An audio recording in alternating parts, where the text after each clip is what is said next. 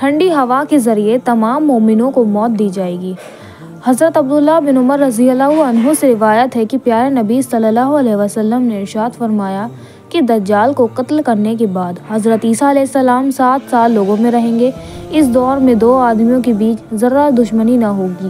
پھر اللہ تعالیٰ ملک شام آزکا سیریا کی طرف سے ایک ٹھنڈی ہوا بھیج دے گا جس کی وجہ سے تمام مومن ختم ہو جائیں گے اور زمین پر کوئی بھی ایسا شخص باقی نہ رہے گا جس کے دل میں خیر یا فرمایا ایمان کا کوئی ذرہ ہوگا۔ یہاں تک کہ اگر تم مسلمانوں میں سے کوئی شخص کسی پہاڑ کے اندر خوں میں داخل ہو جائے گا تو وہاں بھی ہوا داخل ہو کر اس کی روح قبض کر لے گی۔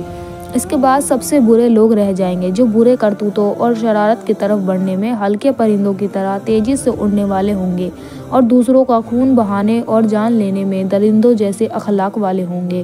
نہ بھلائی کو پہچانتے ہوں گے نہ برائی کو برائی سمجھتے ہوں گے۔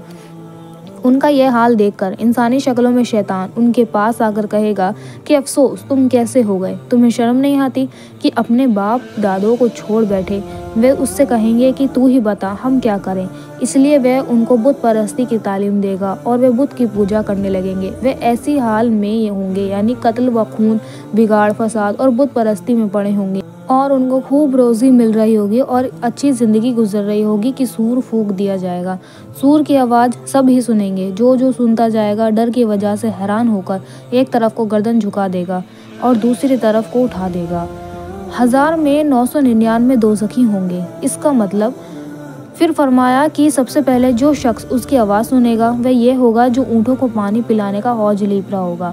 وہ شخص سور کی آواز سن کر بے ہوش ہو جائے گا اور پھر سب لوگ بے ہوش ہو جائیں گے۔ پھر اللہ ایک بارش بھیجے گا جو اوس کی طرح ہوگی، اس سے آدمی اگ جائیں گے یعنی قبروں میں مٹی کے جسم بن جائیں گے۔ پھر دوبارہ سور پھونکا جائے گا تو اچانک سب کھڑے دیکھتے ہوں گے۔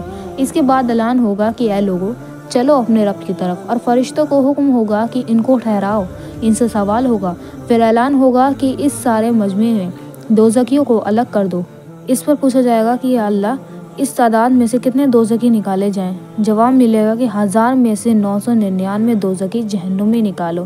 اس کے بعد آن حضرت سیدہ عالم صلی اللہ علیہ وسلم نے فرمایا کہ یہ دن ہوگا کہ جس کے ڈر اور دہشت سے بچے بوڑھے ہو جائیں گے اور یہ دن بڑا ہی مصیبت کا ہوگا۔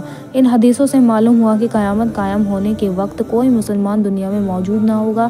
اس بڑی مصیبت سے اللہ تعالیٰ ان انسانوں کو بچائے رکھیں گے جن کے دل میں ذرہ برابر بھی ایمان ہوگا۔